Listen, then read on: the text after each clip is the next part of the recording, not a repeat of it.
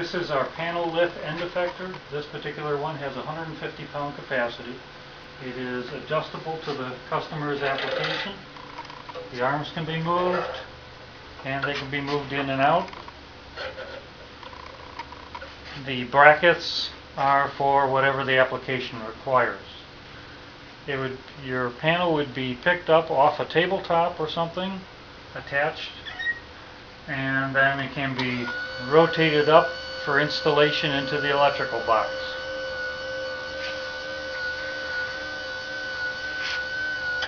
The fixture itself is also rotatable, and if you want to install the fixture onto the panel first, you can pull this pin and slide the fixture completely out.